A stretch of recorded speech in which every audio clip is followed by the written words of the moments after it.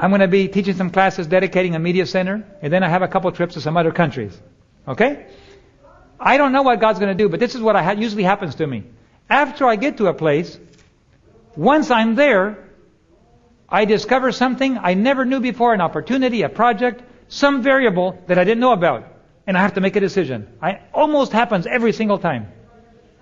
An orphanage, a school, a young person, an opportunity, a contact with a government person, whatever it is, surprise! It just happens. I don't know about it yet, and I'll tell you who doesn't know about it. Satan doesn't know about it yet. Okay? God sets it up, and when I walk through the door, boom, things happen. And I'm confronted with new variables. How should I respond? Let us wait and see what happens. Is that the right way? I never respond that way. Because I happen to know a secret about the enemy. His biggest weakness is he needs time. I don't give him any time. The moment it is put into my hands, I always say yes. And I say, Lord, I don't know how you're going to do it, but the answer is yes. And we start moving on it right away. And sometimes it's like giving birth to a baby. I've helped to deliver about 100 babies as a nurse. In the airplane, in the emergency room, in their houses. And I'll tell you, this is what I've found in almost every birth. They always have a lot of pain involved. And the babies are born cold, wet, and ugly. Don't ever tell the mothers that. Now they look, you can't tell a mother, that the baby's ugly, but give them a few days and they look a lot prettier. Huh? Those of you who have seen babies recently born? Some of you are mothers. And so don't be afraid for something to be born a little bit weak, ugly, and wet, huh? It's normal for God to develop great athletes out of tiny, cold, wet babies. The greatest of men and women were born cold, wet, tiny, and ugly. You're following me?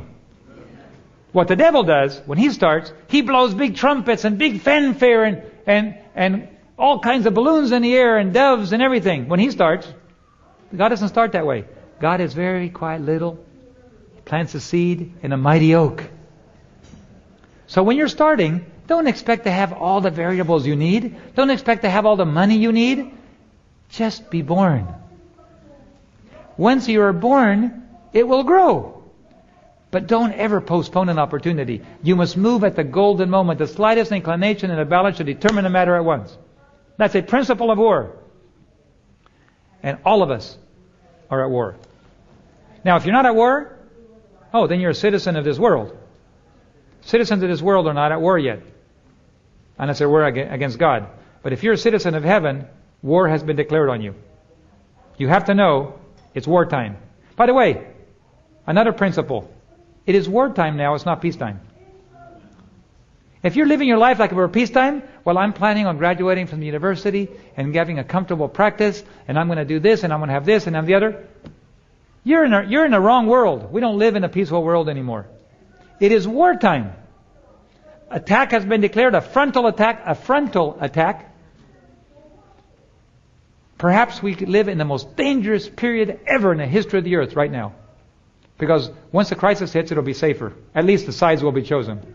Right now, many Christians aren't even at war. They're being killed subtly.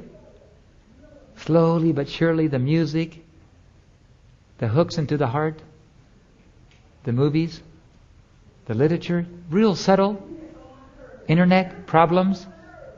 And it's coming into the heart. And we don't even know we're being killed slowly but surely. This is very dangerous. The moment the war is declared, the devil's at a severe disadvantage. When everybody knows we're at war, they put their defenses up. Most Adventists don't even know we're at war. There's no defenses. They live in a comfortable world. So please be aware, it's wartime. Okay? Make that a very pointed point. It's wartime. You are called to go to the front lines, wherever those front lines happen to be. You are called to be a soldier. You are called for total dedication. You have to obey your commander-in-chief. You have to learn to be obedient. Follow the Lamb. Yes, sir. Yes, sir. Yes, sir. Trust your commander-in-chief. Learn to know him. The more you get to know him, the more you will trust him. Okay? And when you have an opportunity, move rapidly. Let's go to 1 Joshua now and let's get those principles out. I hope you're writing some of these principles down. People say, Uncle David, should I listen to this music group? Should I do this? Should I go to that church? You know what? I just share principles.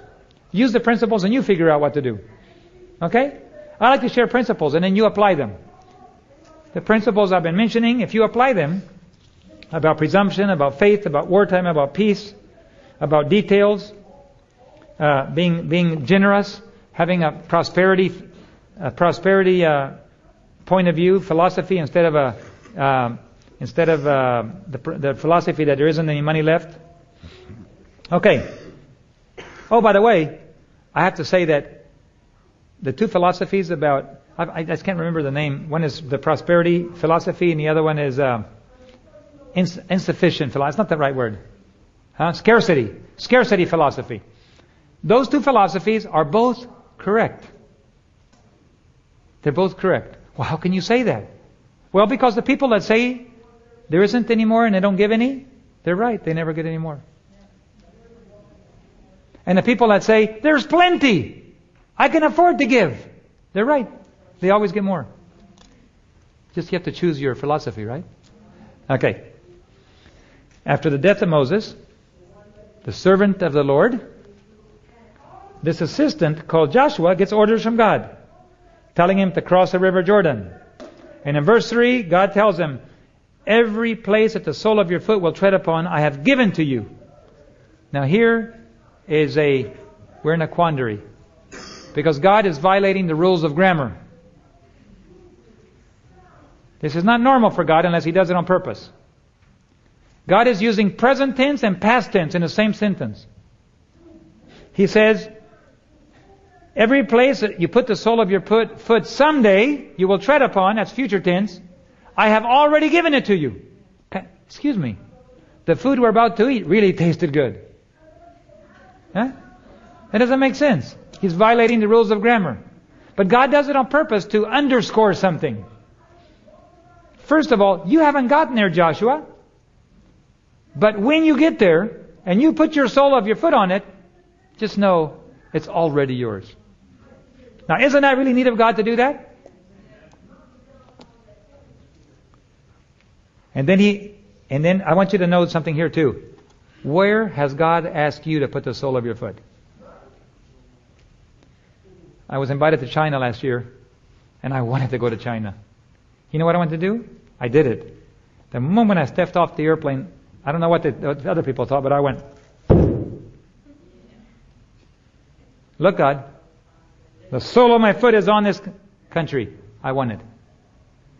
Because I was there to start negotiating on a satellite network, the first Christian television network in communist China.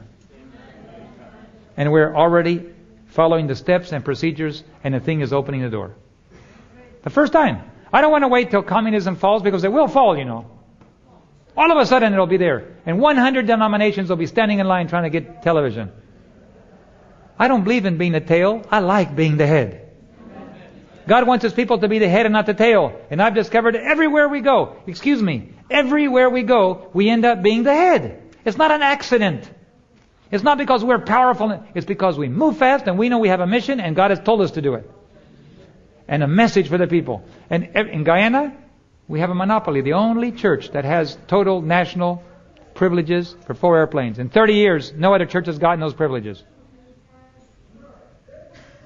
In Venezuela, all of the other churches have been run out. We're the only ones left. I call that monopoly. I love monopoly. Not only Bill Gates, David Gates likes monopoly.